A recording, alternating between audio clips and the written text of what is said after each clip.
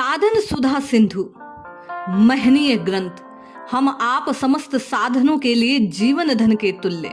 इसमें स्वामी श्री राम सुखदास जी महाराज के प्रवचनों का, लेखों का समावेश है।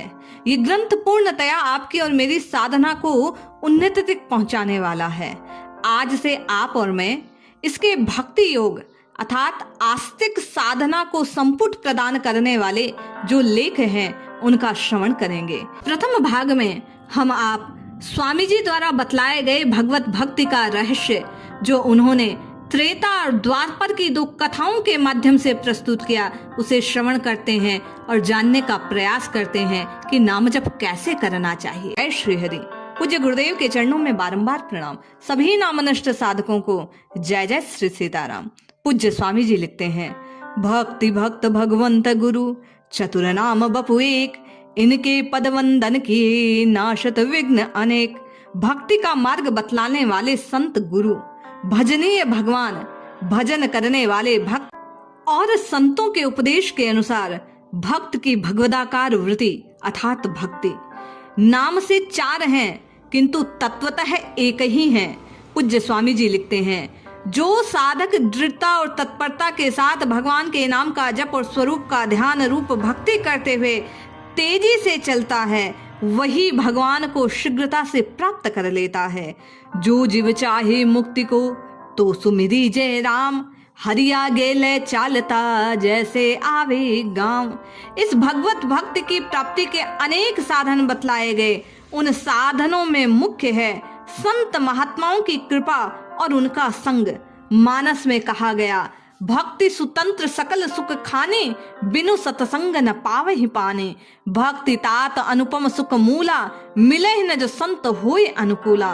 उन संतों का मिलन भगवत कृपा से होता है। श्री गोस्वामी जी कहते हैं, संत विशुद्ध मिलहि परिते ही, चित वही राम कृपा कहि जेहि। बिनु हरि कृपा मिलहि नहीं संता, सतसंगति संसति कर अंता। असली भगवत प्रेम का नाम ही भक्ति है। कहा भी गया, प्रेम सम भजन न दूसर आन, अस विचार पुनि पुनि मुनि करत राम गुणगान। इस प्रकार के प्रेम की प्राप्ति संतों के संग से अनायास हो जाती है, क्योंकि संत महात्माओं के यहाँ परम प्रभु परमेश्वर के गुण प्रभाव तत्व रहस्य की कथाएं होती हैं। उनके यहाँ यही प्रसंग चलता है कि भगवान की कथा जीवों के अनेक जन्मों से किए हुए अनंत पापों की राशि का नाश करने वाली, हृदय और कानों को अतीव आनंद देने वाली है। पूज्य स्वामी जी लिखते हैं, जो जीव यज्ञ दान तप व्रत तीर्थ आदि बहुत परिश्रम साध्य पुण्य साधनों द्वारा भी वह लाभ नहीं प्राप्त करता, जो सत्संग से अनायास हो जाता है। पूज्य स्वामी जी लिखते हैं, क्योंकि प्रेमी संत महात्माओं के द्वारा कथित भगवत कथा के श्रवण से जीवों के पापों का नाश हो जाता है। इससे अंतःकरण अत्यंत निर्मल होकर भगवान के चरण कमलों में सहज ही श्रद्धा और प्रीति उत्पन्न हो जाती है। भक्ति का मार्ग बताने वाले संत महात्मा ही भक्ति मार्ग के गुरु हैं।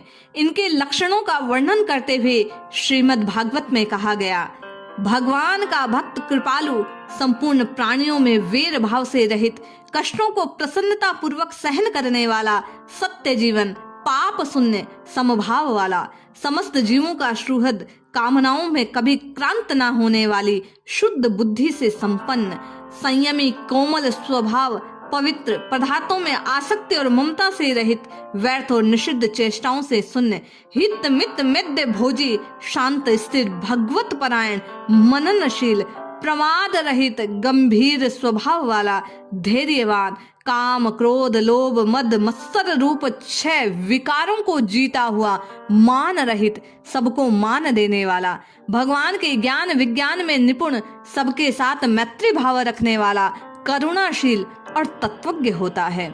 पूज्य स्वामी जी कहते हैं, ऐसे भगवत भक्त ही वास्तव में भक्ति मार्ग के प्रदर्शक हो सकते हैं।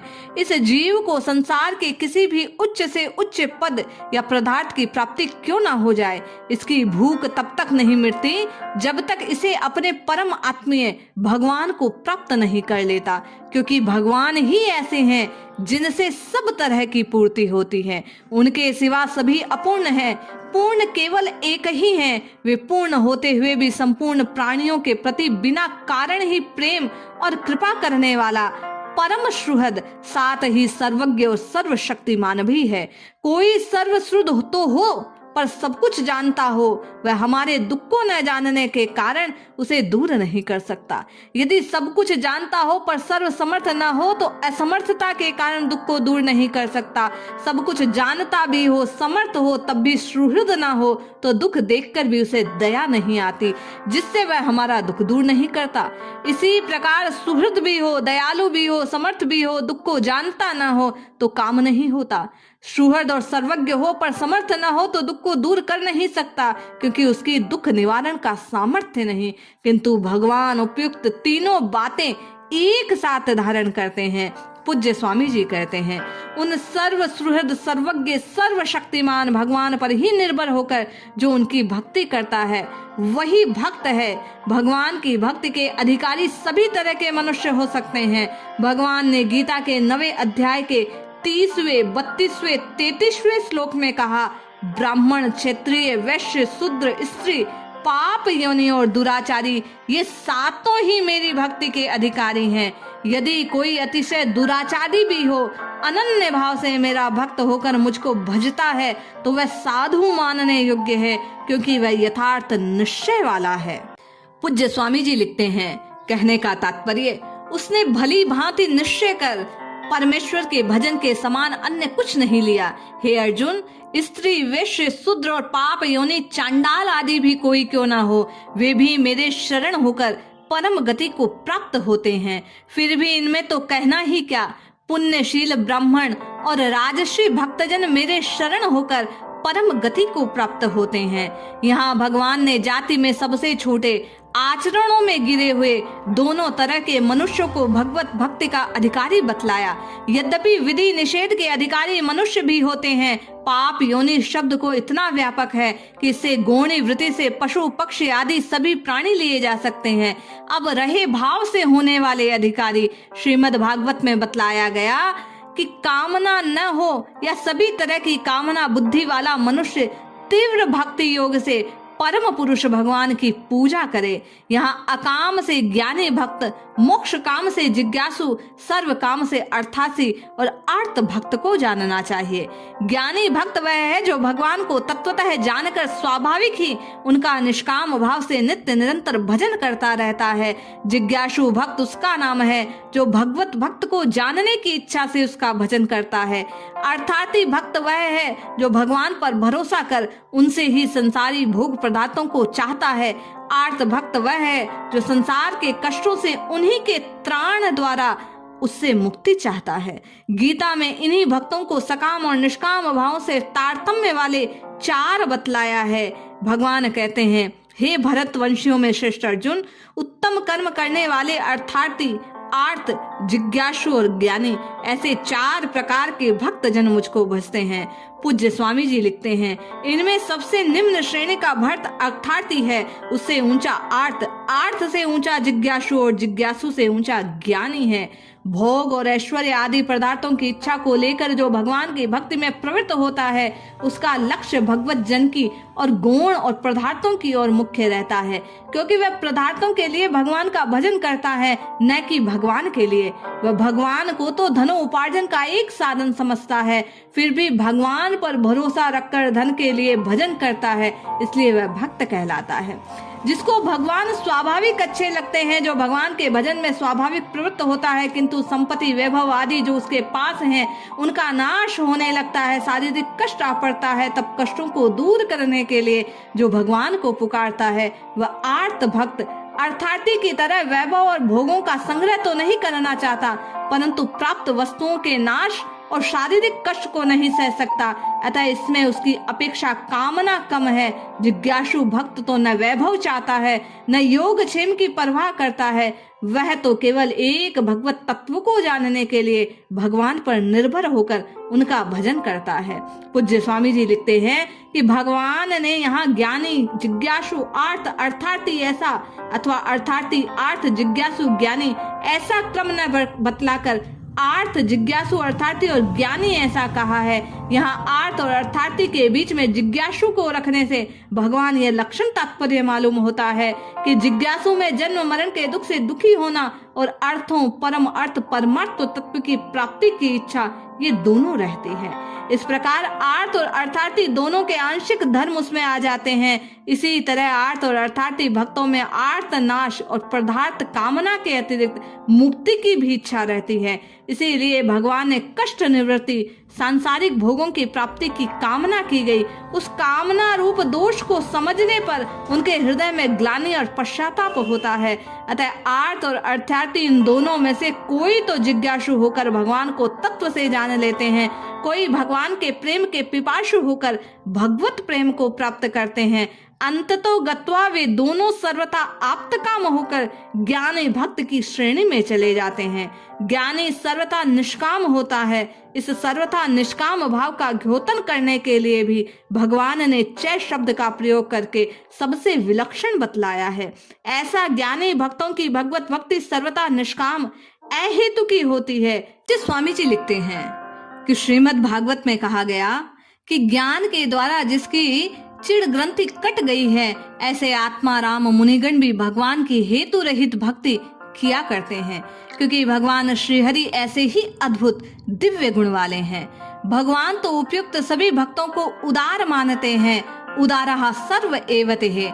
अर्थार्थी और आर्त भक्त उदार कैसे? इसका उत्तर यह है कि अपने से मांगने वालों को और दुख निवारण चाहने वालों को भी उदार कहना तो वस्तुतः भगवान की उदारता है, परंतु भगवान इस दृष्टि से उन्हें उदार कह सकते हैं कि वे मेरा पूरा विश्वास करके मुझे अपना अमूल्य समय देते हैं। दूसरी बात यह है कि वे फल प्राप्ति को मेरे भरोसे छोड़कर मेरा आश्रय पहले लेते हैं, तब पीछे मैं उन्हें भजता हूँ। तीसरी बात ये कि वे देवता आदि का पूजन करके अपना अभिष्ट फल शीघ्र प्राप्त कर सकते थे, और मेरी भक्ति करने पर तो मैं उनकी कामना पूर्ण करूं या ना करूं, तब भी वे उन देवताओं की अपेक्षा मुझ पर विशेष विश्वास करके मेरा भजन करते हैं, इसलिए वे उदार हैं। इससे यह सिद्ध हुआ कि चाहे जैसे भी हीन जन्म आचरण और भाव वाला मनुष्य क्यों ना हो, वह भी भगवत भक्ति का अधिकारी हो सकता है। पूज्य स्वामी जी कहते हैं, भगवान के साथ अपने पन को लेकर उन पर दृढ़ विश्वास होना ये भगवत हृदय का प्रधान चिन्ह है।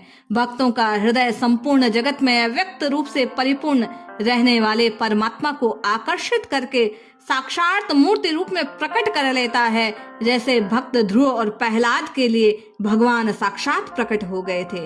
उन सर्वेश्वर प्रभु में भक्त का हृदय धारावाहिक रूप से तन्मय हो जाता है। इस प्रकार हृदय की तल्लीनता तो मारीच, कंस, शिशुपाल आदि की भांति भय और द्वेष आदि के कारण भी हो सकती है, किंतु यह तल्लीनता भक्ति में परिणत नहीं हो सकती, क्योंकि उसे भक्ति रस के आनंद का अनुभव नहीं होता। जैसे कोई व्यक्ति सर्वलोक पावनी गंगा जी के वैशाख मास में स्नान करता है, तो गंगा स्नान से उसके पापों का नाश होकर अंतःकरण शुद्ध हो जाता है। उसे स्नान करने से भी प्रत्यक्ष ही अपूर्व रसानुभूति आनंदा अनुभव होता है, किंतु जो माघ मास में गंगा स्नान करता है उसके पापों को तो अवश्य नाश हो जाता है, पर शीत के कारण उसे स्नान करने में आनंद नहीं आता।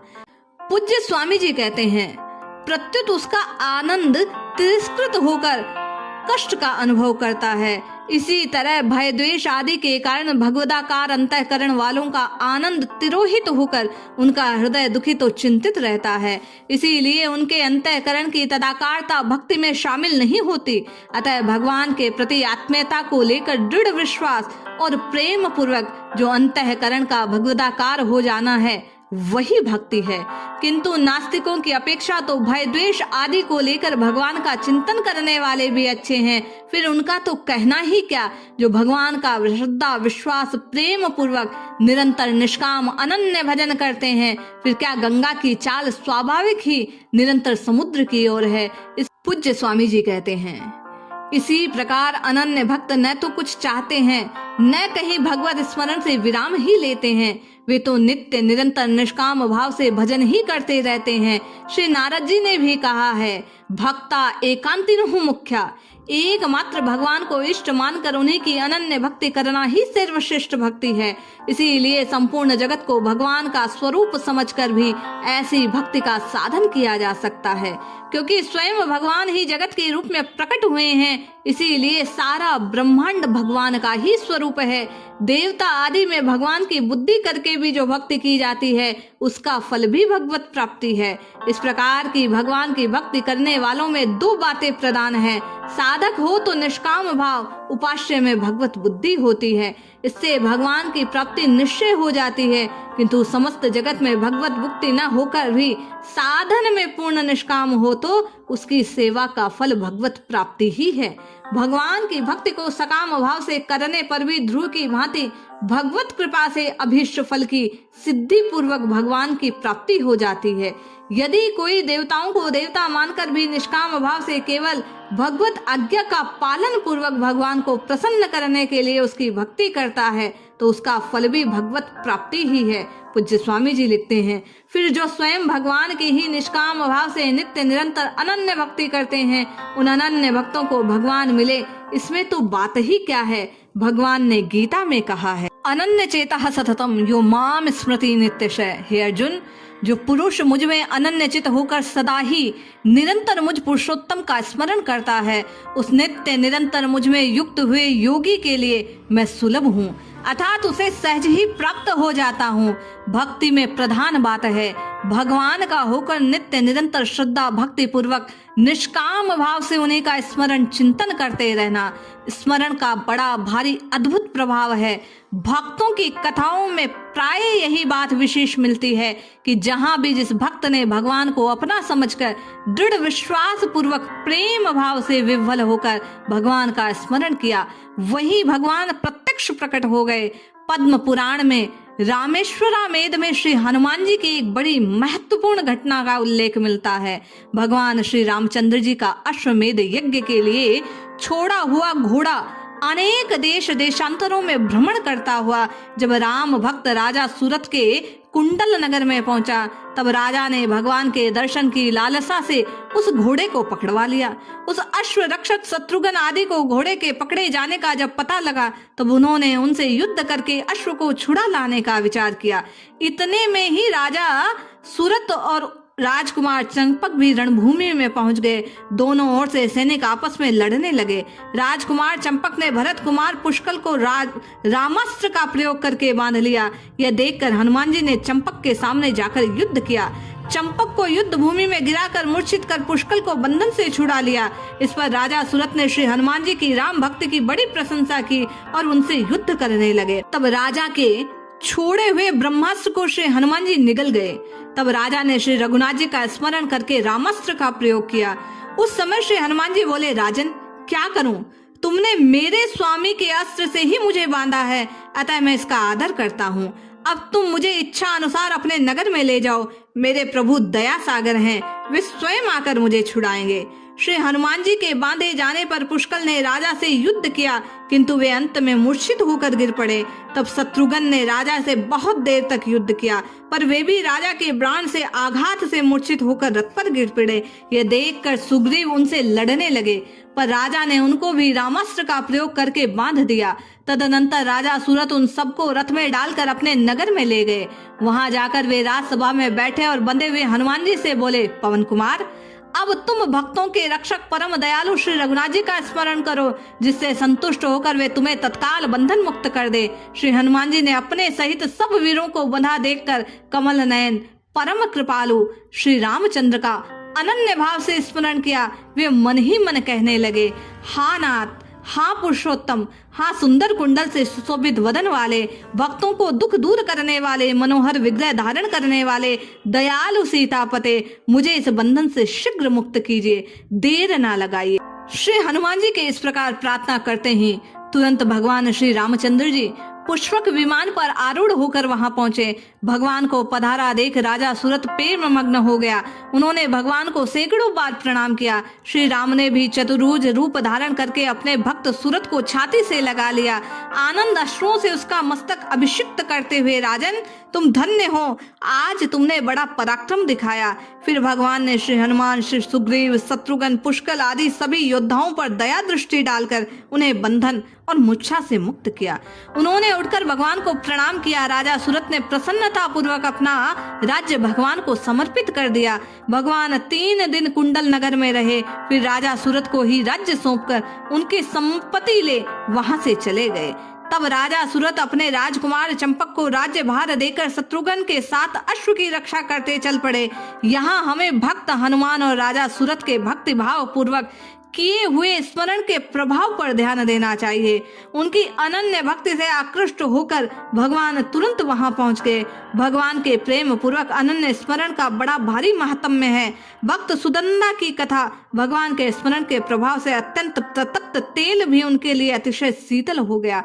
अर्जुन के साथ युद्ध करते समय भी जगह जगह भगवत स्मरण का प्रभाव दिखलाई देता है।